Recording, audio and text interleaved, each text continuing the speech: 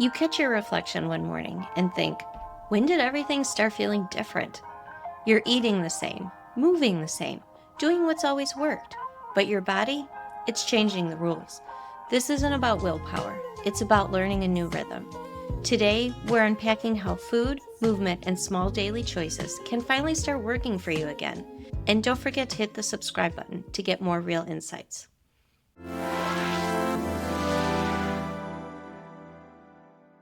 Bonnie Papajohn is the founder of Dahlia Health and Nutrition Coaching. She's a certified nutrition coach and personal trainer who helps women in midlife rebuild energy, reset hormones, and create sustainable habits that actually fit real life. I'm so excited to welcome Bonnie to our show. Bonnie, thank you so much for being here today. Oh, thanks for having me. I'm very excited. You said that at 50, life looked a little different and that you were ready to start to feel like your old self again. What helped you take that first step from, something has got to change to I'm ready to make this happen? I mean, honestly, it was probably a while coming. It wasn't just an overnight thing. A mom and a wife and, working, and I needed to find my own path for the first time in my life. I felt very strongly that no one else was really dependent on me like they were before because my kids were in college. And then I knew I was on the precipice of probably separating from my husband, and just with some help, that all just came. It just all happened. It was about a year in the making, but it all happened. One morning I just said, I can't do this anymore. I looked down at my feet. I wasn't in cement. I wasn't stuck in glue. So I took one step out, and I've never looked back. Well, can we talk about that a little bit? Because Sure. I think there are so many women that hit this stage of midlife where it does feel like we're stuck in cement and all the things that we used to do before, the foods and the workouts, nothing seems to work anymore. Yeah, definitely. I mean, there's a lot that changes. It's not just the food and the workout, but it's our mental, what's our purpose in life? Where do we want to go from here as women? We still have a whole lot of life to live. But yet so many women feel just all of a sudden like their life's just kind of come to a stop. Like, where do I go from here? How do I fulfill myself? My kids are gone. There's so many different things that happen.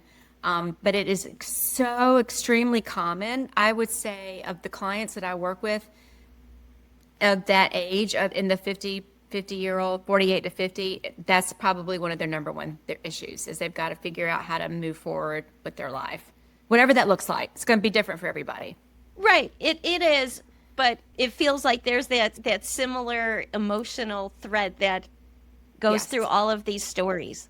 Yeah, definitely. And I think I'm a statistic because I'm one of the ones that actually got separated and got divorced. And there's a high divorce rate for women at this age too. And I'm not saying that's what I want for people, but I lived that. And that ended up being what I needed to do for myself. But yeah, it's a very common thread. I hear it every single day. Divorce does impact so many women at this stage of their lives, but we're also trying to deal with an empty nest and maybe aging parents and also try to get our health back on track. And I think that's where you come in. What do you tell women when you start working with them and they say, I've tried everything and this is how I feel? Like you said, we're tired and just not feeling like ourselves anymore. What are those first steps that we need to take? I think the very first step is that they have to be validated and know that what they're going through is normal. I mean, it's not comfortable, but it's probably pretty normal. A lot of women will say to me, I feel crazy right now. Like, what's wrong? Why can't I feel the way I was feeling even 6 months ago? So I validate that that what they're going through, especially if they're in perimenopause and maybe haven't quite reached menopause yet, that it's just there's biological things happening to them. That if they understand that this is something that, yes, we're lucky enough to be going through it because that means we're alive. Or for mothers didn't have that, they didn't live as long as we did. But it's recognizing what's happening and then just trying to see what specific issues do they want to work on first. What's troubling them the most? Is it stress? Is it lack of nutrition? Is it not knowing how to move their body anymore? So everyone's going to have to be at a starting point. Basically, with nutrition is where I start everybody, but we want to make sure that they're healthy first. Like if they have very specific issues, I'm like, you got to go see your gynecologist and have a conversation with that person. And I help them with that conversation so they can learn how to talk to their doctor. What are some tips that you would give them if they are going to see their doctor? Because I think a lot of times women get to the office and all of a sudden we're tongue-tied and we forget anything Right. that's been going on for the last 6 Exactly. months. Yeah, I went through that too. And I'm like, I can't, I go in there like all these things. And then I would go, oh gosh, I have no idea what I want to say. Cause I would just get nervous or something would happen. But my best advice is so maybe a month before your appointment, if you're still having periods, track your period, track how your moods are, like go in with some concrete information. I've gained 5 pounds in the past month, but I haven't changed anything. My mood is really off the charts when I do something specific or not. I mean, it could be anything. But if you go in with a list of things that you want to talk to your doctor about and just say to your doctor, this is what we need. I need to have this conversation with you today. Like lay it out on the table. Sometimes you do, and I will say that because a couple gynecologists have told me this, they need people to, when they make an appointment, to say, I need to talk about my hormones. This is what I want to have a conversation about today. So they set that time for that, as opposed to if it's just your yearly checkup, they got 12 minutes to see you. So it's kind of hard. But if you go in with what your specific situation is, tell them that you want information. And then if they dismiss you, like, it's just what's happening, it's just that time of life, you'll be fine, you hear all this stuff. Most people are going to back off and say, okay, fine, thanks. I'll see you next year. A lot of people will just say, okay. But I think if you push a little bit with that physician, if they don't give you the information that you deserve, because you deserve to know what's going on with your body, then you need to find another physician to help you out. Okay, so now they're coming back to you. We've gone to the doctor. We know that everything's fine, but we still feel that the nutrition part of our lives, especially in menopause. It was funny because when I first started going through perimenopause and I was doing all the same things that I normally did, the way I ate, the way I exercised, and it just felt that I could go to sleep at night and wake up in the morning and have gained 2 pounds. And it just seemed ridiculous. Right, right. Well, there's a lot of stuff that happens to us biologically that makes that the insulin resistance and some other things that happen that cause our bodies to slow down. Our metabolism's not necessarily slowing down. It's just the way we're processing things are slowing down. And so it's take a look at what are you doing now and what maybe can we do that's a little different to work for your body now? Because as we change, our body changes, our brain changes with what we like or don't like food-wise. Our gut changes with what we like and don't like food-wise. And they're our main, communicators. So if we know that, we try different things. Like a lot of women will come to me and I will say, how do you feel like eliminating something for 1 week? And they're like, please tell me it's not wine. Like, well, okay, we want to eliminate wine first or whatever. Wine gets me through it. Okay. But sometimes it does. But we look at like what symptoms do they have when they eat certain foods? And maybe we eliminate some things just to see what's going on with them. And many of my clients will have to cut back on dairy, for instance. That's one of the big ones that we don't seem to process it as well. But it's a puzzle sometimes. So we try something, and if it doesn't work, we tweak it, and then we try something again. So it's a process. No one just immediately does it like, oh, that's it. I'm good now. It's not that easy. It's doable because I've done it with many women. It's not that easy. The workout part of it for me is, what type of workouts have you been doing? What kind of results did you get? And what results are you getting now? How can we change that to fit your body now? That you're going to feel like you're doing something just as effective. You may not feel like you're doing as much as you did, but maybe you're doing something better for your body. So that's a huge part of it for my clients. Those are my 2 top pillars is nutrition and movement. How can we get that to match where you are, right now in this time and space? You talk a lot about habits versus diet, and why is it important to know the difference between the two? Well, diet is, I think it's like, I just don't like that word. Maybe that's what it is. I think it's a bad connotation of a word. I think it needs to be, lifestyle change. And lifestyle change includes your nutrition. And so I usually always say, what's the nutrition that we're looking at, not the diet. But the habits are little tiny changes that we make throughout the process to integrate the new nutrition, to integrate the new movement. And if you don't establish the little habits, then those things aren't going to stick. So if you, like, for instance, there's so many fad things out there that you do for 30 days.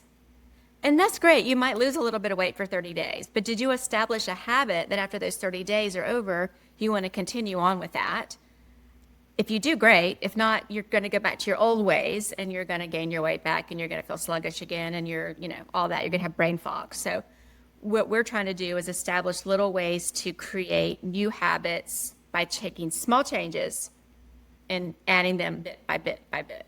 There's a lot of fads. Remember the cabbage soup diet and different things like Oh, that. gosh. Yeah. You did lose weight, but it Yeah. wasn't sustainable because you No. weren't going to be able to eat cabbage soup for more than 30 days. No, and you're missing a whole bunch of other nutrients that your body needs. And I think that's what people don't understand is that you don't have to restrict yourself with it's not all about restriction. It's about finding all types of foods that work for you. So you have lots of good options. That it doesn't have to just be cabbage all day long or, whatever it is. And yeah, I will still see a recipe pop up with a cabbage soup and I'm like, oh gosh, no. Don't even tell me about that. I don't want to hear about it. But it's Whoever not thought about, that was a good idea? I don't know. I can't remember it's still, people still tell me to this day, I did the cabbage diet. I'm like, okay, how'd that go? It's like, well, I had a lot of gas. I didn't really feel good. I'm like, well, then, probably wasn't your thing. But so it's more about finding all foods all across the rainbow that feel good to you, that are delicious and make you want to eat healthy. Because once you start that, a lot of times you don't want to go back to the old ways. I'll have clients tell me over and over again, I've not been to Chick-fil-A in 3 months, but I had to go. And so I went to Chick-fil-A and I had a #1 combo and I felt terrible and I don't ever want to have it again. So that's kind of how that nutrition habit thing starts. Have women been surprised by the fact that changing what they're eating and going through the drive-through and all those things really do have an impact? Because sometimes I think it takes a little convincing, but I could be wrong. No, you're right. You're definitely right. Yes, it does take some convincing. Most people don't like change. I mean, honestly, if you think about it, most people would rather just do the same thing over and over again. I heard a saying one time that the only human that likes change is a baby who has a wet diaper. Everybody else wants to stay the same. So yeah, so the baby wants to change, right? And needs that diaper changed. But if we understand that that's a good thing moving forward, little changes. Okay, so let me back up. It's like, do you want to jump off a cliff or do you want to make some small little changes at a time, right? So I have people who want all or nothing, and I have some people that need to do baby steps. Baby steps almost 90% of the time work better than the all or nothing. Does that make sense? So Yes. people don't often, Yes. they fall off and they're great for like a month and then they're back on their old stuff. But that's how I think that is sustainable. It's just through that little tiny steps that we take. When you work with a woman and she tells you, I've tried all of those things, the keto, the intermittent fasting, and we still end up feeling stuck. What's one way that you might suggest in order for us to get on the right track? Yeah. So what I do is I want people to really think about what types of foods they like. Like, what types of things do you enjoy eating? And then what types of things do you not like? Okay. So I think it's very important, or maybe you're allergic to, or you have an aversion to. So let's focus on the types of foods that you do like. And then let's find different creative ways to make those foods. maybe someone comes to me and they've never done anything but boil a vegetable. They've never roasted a vegetable. So let's think of some different ways in creative ways to cook foods so that you can enjoy them differently. And then you don't feel like I don't like this. And it just doesn't work if you try to get somebody to eat something that they don't like.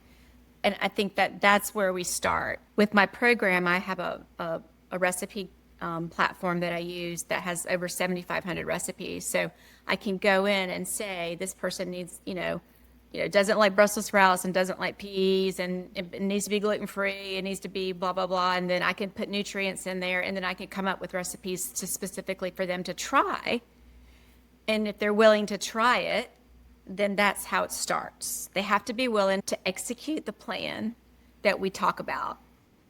And I don't say do meal planning and do all this the very first week. My goal is for the very first week I work with someone is pick 2 nights a week that you can plan a meal and you shop for that food and then you execute it. And they go, oh my gosh, that wasn't hard. It was actually great. I didn't feel stressed because I had the food ready. So that's how we baby step it and move that. And that's where those are real tangible things you could do to see a difference very quickly. A lot of the women I work with are busy, and so they don't want to have to cook a lot of meals, and they don't want to have to meal prep and do all that stuff. So I give them 30-minute meals. This is something you can do in 30 minutes. There's 5 ingredients in this recipe. Try these things and see how it goes. And most of the time, it's very successful. I think we can get in our own way because we think, like you said, I do not have time for spending a whole evening chopping vegetables or doing this. But it doesn't always have to look that way. But we convince ourselves it's going to be so much harder. One of the things I work with very closely with my clients is how to make time for food, because food is a form of self-care. And I'm talking about good, nutritious food. That's a form of making yourself feel better so you can put your kids to bed, or you can go to that meeting, or you can feel good at work the next day. So it's a big, giant, huge trade-off to go spend maybe an extra 15 minutes on planning a meal and executing that meal, and how much better you feel the next day and how much more productive you might be. So I try to get them to see the cause and effect. And so they do keep a mood and food journal for me the first couple of weeks they work with me, so we can see how that relates to their moods. And it's really interesting how someone will say, oh yeah, I was really productive the next day because I didn't go through the drive-through after soccer practice. Came home and had some soup I had made, and they had a better day the next day because their body was thanking them for it. So people do see results that way. Some very quickly because they have to make really big changes. And some, it takes a little bit longer for them to see the effects of it.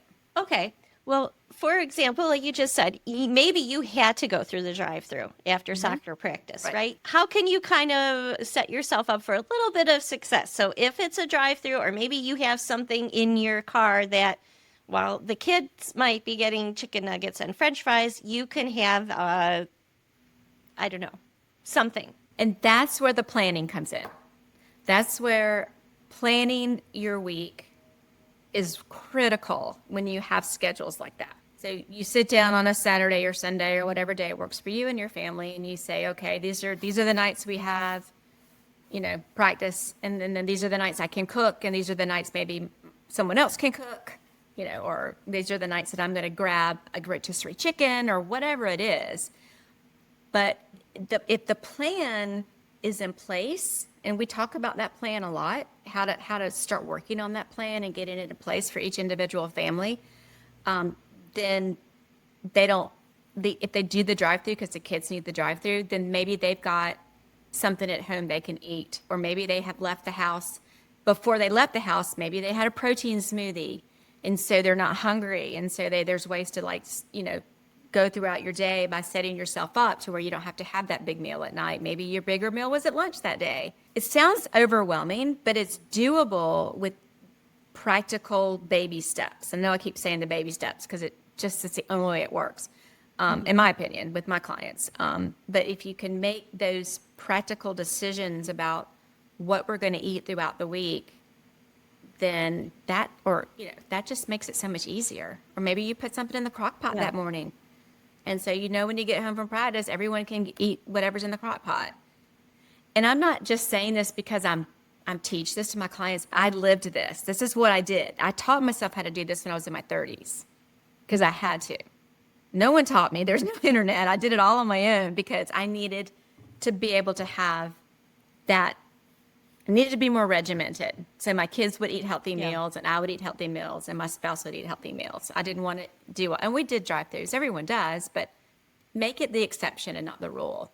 I never considered food as self-care. Can we talk about that a Yeah. little bit? Because I need to know a little bit more about that. Yeah. This is my big thing right now is one of my very, very dear coach friends. We came up with this self-care is not just pedicures and bubble baths, even though it is, but what's the deeper form of self-care? You know, what can we do that's deeper, that's more transformative maybe, or maybe longer lasting? And the first thing that pops in my head is nutrition. So your self-care is you're fueling your body with the right nutrients that give you energy, or maybe that help you sleep better, or maybe that have you help you have a better workout, or maybe you focus better if you eat certain types of foods. So we know that if we're feeding ourselves with more nutrient dense foods, more protein, more fiber, less fat, unless it's the good fat, because you got to have fat in your diet, then that's that's loving your body. So what better form of self-care is it than to love your own body? And then guess what? Everybody else in the world that's in your world, it affects them in a positive way because you're feeling better. It trickles down to everybody else. So there's no people go like, oh, well, what'd you do different? Well, I started eating, better or whatever. I quit eating fast food. I started with not eating French fries. That's how I started when I was 35 years old. Oh. That's how I started. I said, no fries. I can't do this anymore. And I'll never forget it. I will never forget the day I made that declaration. Not that I haven't had them, I have. But I was eating fries every day with my kids at wherever we were. When you go with the moms and you take your kids places. But anyways, so I do draw a lot of my own experiences with this kind of stuff too. So it's not something I just kind of read in a book and figure out. That's why I think nutrition is a form of self-care, because it's like what I tell people, it's like going to Middle Earth. Like a pedicure and a massage are great, but they're surface, they're just below the skin, and they maybe do really well for a time. But man, if you nourish yourself below the belt, then that's gonna be much more long lasting for you. Right. You mentioned just briefly having a protein shake. Okay. I hear protein, it seems like a buzzword right now that you Yeah. need to have protein, protein, protein. Why? And what positive effects does it have for us? Right. Well, protein basically, I kind of think of protein as like the fuel for your muscles and for your brain and for your heart and for your bones. So having protein in our body is what keeps us strong. So let's just make it that's just as simple as I can do it. If we have adequate protein throughout the day, then we're fueling our bodies the way we need to be fueled in order to be, like I said, to have the right nourishment and to feel better and to have the energy. And especially if you're an active person, maybe you work out, you need to refuel your muscles basically with this protein. So protein comes in many different forms. Protein shakes are fine. There's some really good products. There's some really bad products. You have to kind of weed that out. Whey protein, plant-based protein, there's different ones out there. You can get 30 grams of protein in a shake, which is what I would like. I try to get all my clients to get 30 grams of protein per meal and then a little extra because a lot of women need more protein than they're getting. So a protein shake is a really good way to do that, whether you have one for lunch or one for dinner. Or maybe you don't like them, you don't have to have them at all. There's protein in yogurt, there's protein in cottage cheese, there's protein in eggs, there's protein in fish, and we know chicken. So there's lots of different ways to get it. But that's how we fuel our energy in our body. That and the carbs. Carbs are the other part, but that's where your veggies come in and your potatoes and things like that. But I think that protein is critical for women, especially our age. We lose muscle as we get older, and so this helps preserve that muscle mass in our body. So that's why it probably helps, like you had mentioned, having a food journal Yeah. and looking at how much of all of these good things we're getting every day and where we're lacking. Yeah, definitely. And I think a couple weeks to a month, it gives you a good idea about what you're doing. And it doesn't have to be I had 4 ounces of something. And I do talk to my clients about portions and I give them a graphic on what kind of portions look like. But just writing it down or keeping it in a app of some sort just gives you an idea about what it looks like on a day-to-day basis. And so many people will say, I'm shocked that I wasn't getting but 50 grams of protein in a day. I thought I was getting a lot more than that. I rarely hear, oh, I'm getting 200 grams of protein. It's usually like I'm only getting like 50 or 60. But yeah, it's just a good way to kind of see where you are. It's a great place to start, even if you just are doing it at home for yourself.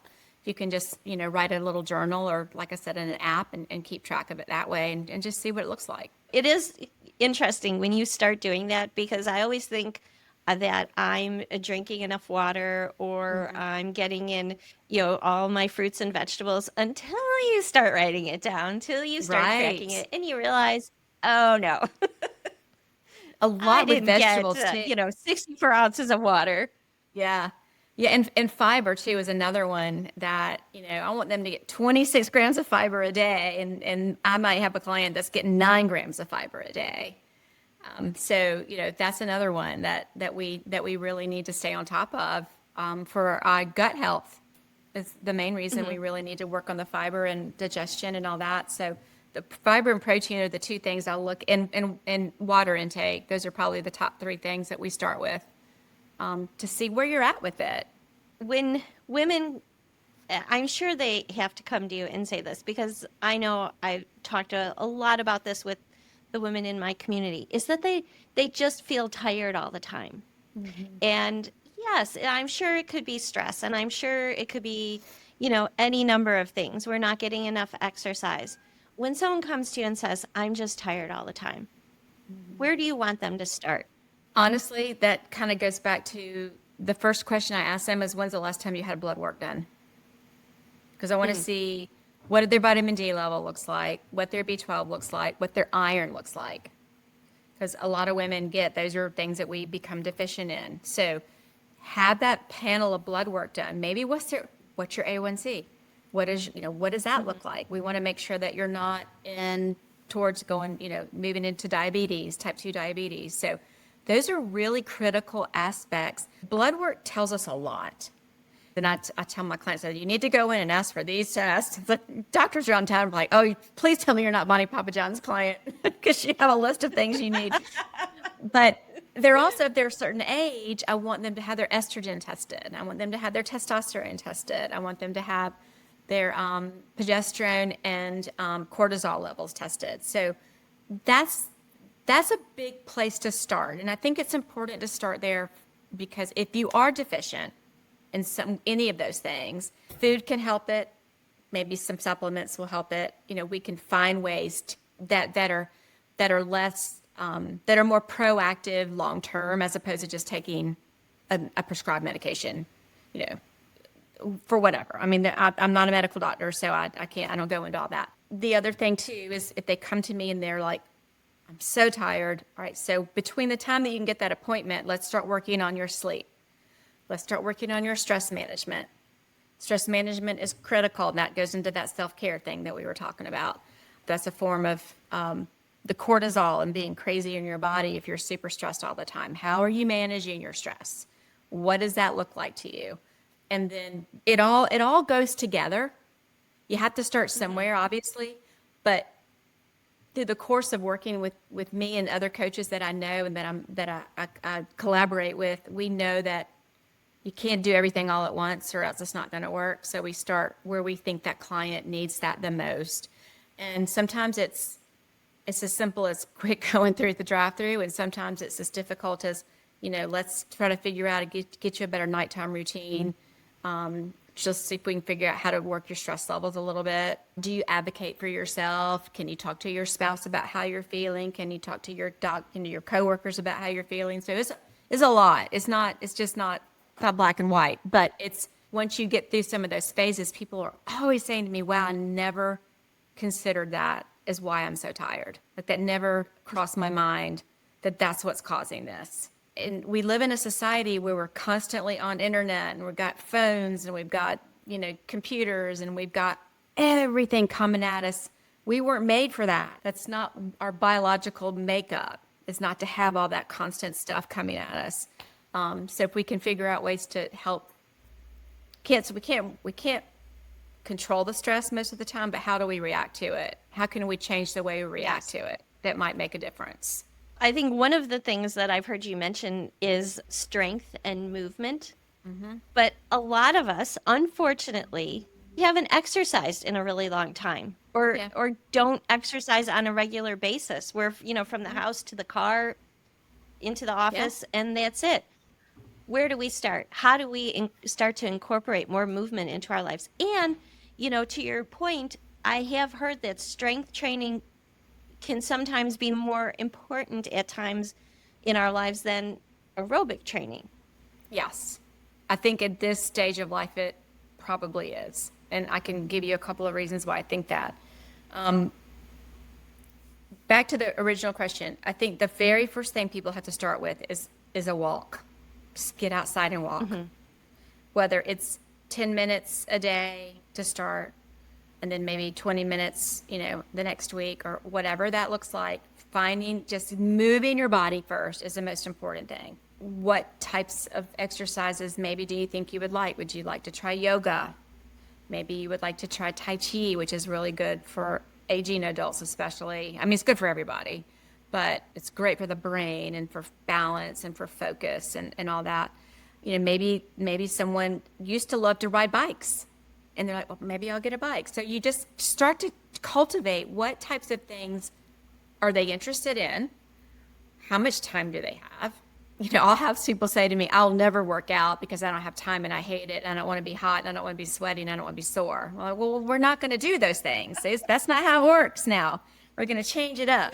But once someone starts to integrate the movement, that's when I introduce the weight training if they've never done it before. So starting with some 5-pound dumbbells twice a week and doing some bicep curls, chest presses, shoulder presses, whatever. I talk to them a lot about what kind of limitations they may have, or maybe they think they have limitations and they really don't. That happens a lot too. And then we start integrating that physical lifting as opposed to just the movement. We don't need all that cortisol bouncing crazy stuff when we get older. There's nothing wrong with it. If that works for you, you do it. I am not advocating or telling people not to do certain things unless you're my client and we really know what's going on with you. But finding something that works for your body now, and that could be simply maybe going to a spin class once a week, maybe taking a walk once a week, maybe going to Pilates, and then maybe doing some strength training. Or if you've only got 3 days a week, strength train for 3 days and walk when you can. You can find the time to do it if it's life or death, or you've been told you've got type 2 diabetes, your A1C is really high, you've got to start doing something, you're going to do it, right? So let's talk about doing this as a preventative for those types of things. So when you do age and you have grandchildren and you want to be with those kids and be able to lift them up, and I was just spent 8-10 hours with my, how old is he, 4.5-month-old grandchild Saturday, and I'm strong and I was sore. He weighs 15 pounds. And I was like, oh my gosh, I gotta add another workout day in. This is crazy. But our muscles deplete so much as we age if we're not using them.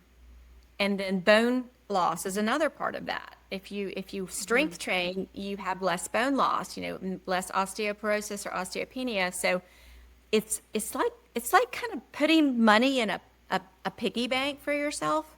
Like you might spend 2 days a week. This is money you're putting into the future for your future self to be strong. So when you are older, then, because I think people should start at a very early age. I'm like, start when you're in your 20s. But you can also start in your 60s. I have a client who's 75 and she started in her 60s. So, and she's great. She outperforms other clients that I have as far as physical because she's just so into it. Dedicated. Yeah. dedicated. And a lot of times, the other thing too that's kind of funny, Holly, is I had a woman who swore to me she would never work out. She would hate it. Now she's like a freaking athlete. She runs half marathons. She loves the exercise. So it's almost like don't knock it till you try it kind of thing. But you don't have to go Right. Right. out. You can start with what you enjoy doing, and but it's important to do it. And maybe find someone to do it with if that encourages you to get out and be a little bit more active. Can you tell us about your clients and what does that look like?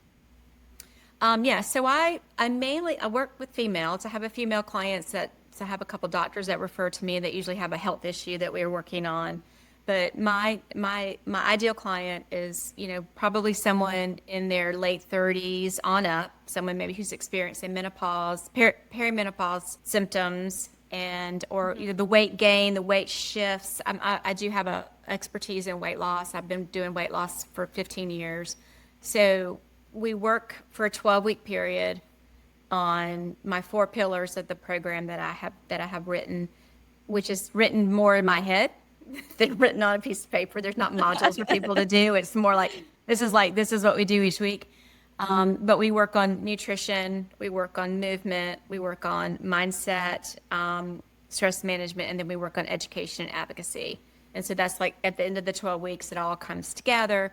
Most people have lost weight, they're feeling better, they have more energy, they're more confident in themselves. So it's one-on-one virtual, unless they're in the same city that I'm in. I'm in Greenville, South Carolina. If they're here with me, we'll meet in person. But I do virtual with once a week, and then we go from there. After the 12 weeks, we say, okay, what does that look like? Do we need to continue? Do you want a maintenance? Are you good? I don't kick people out. I meet them where they're at, and we work on it. And every client that I have, Holly, and I can't stress this enough, is so unique.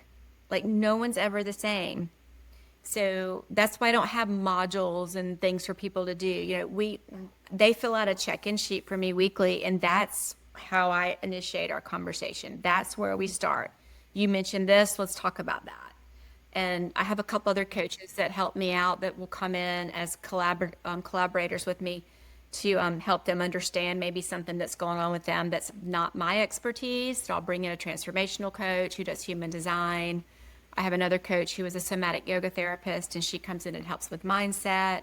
So, and I have another one who does her expert is habits. If someone can't shake this thing, I bring her in to help them with that. So it's a team effort with me as with other women that I really respect, and then we pass that on to the women that we're working with. And the transformation I see is pretty incredible. Like I get chills thinking about it sometimes because it's just to give someone their confidence back, if nothing else, and to make them understand why they're feeling the way they're feeling, if nothing else, is huge to me.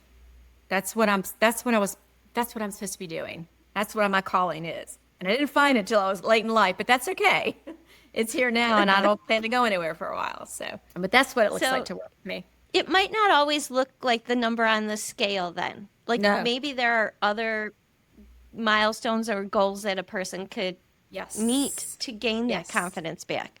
Yeah. And we don't focus a lot on the scale with the women I work with. Yeah. I mean, Hmm. they do a weigh in if they want. If they said, I don't want to weigh in, they don't have to. But for instance, we look at this is going to sound silly, but we look at how's your bra fitting? Like, because usually when they start to lose weight, their Oh, bra starts to get looser. But seriously, like, how do your jeans yes. fit? So we talk about those types of things. What's your energy level like? Are you feeling more energetic? Are you feeling more positive? Do you have a better outlook on things? Are you sleeping better? So it's not just about going from one number to another number on a scale. That's Mhm. great, but that's not the main focus. The main focus is to find, and it's like, your 4.0 version of yourself. So maybe not necessarily we want to go back to the way we were, but maybe let's find a way to make a better version of who we were based on where we are now. There's one thing that I'm always really curious about because I hear women say this a lot. We tend to lump our food into two categories. We have like the good foods and the bad foods. How do you help women have a healthier mindset when it comes to eating? Yeah. I think it comes down to not all foods are bad. I mean, most foods are bad. There are some worse foods, I guess I should say, and that would be something like the real high fat foods, or if you're constantly eating out and eating the fried foods and stuff like that. And I think they have to understand that those types of foods where they don't have to go away, like you can still have pizza, but let's change it to, instead of having it every week, maybe have it every other week. But I think it's just letting people look at the good foods that are available to them and not focusing on the bad foods. So it's like I said before, it's more bringing the better foods into their diet, into their nutritional on a day-to-day basis, as opposed to saying, don't do this. How about let's do more of this? Let's add another veggie to the plate. Let's add another grain to a plate so you can enjoy and you can feel full and you're not hungry anymore. And I don't want anyone to ever beat themselves up for ever making a choice of a bad food. But a lot of Right. people end up learning from it. They end up learning that their body doesn't like it anymore. That's it. Yes, in the moment, that chocolate chip cookie felt really, really good. But I guarantee, because I've done that to myself too. A little while later, I'm like, oh, that was Yeah. not what I needed in the moment. Yeah. And it's not about willpower. There's other things that happen in our body that we create in our brains, a reason why we want that food. Like, does it make me feel good? Does it remind me of something? Does it make me whatever it is? So it's changing the neural pathways in your brain to say there's other ways I can feel that without eating that. Like, there's other things I can do to feel good about stuff. Maybe I can, smell a certain flower or listen to a certain song or something for that comfort. Because a lot of people eat those types of foods for comfort more than any other reason. That's what I'm finding, anyways. It may not be true overall, but that's what I see.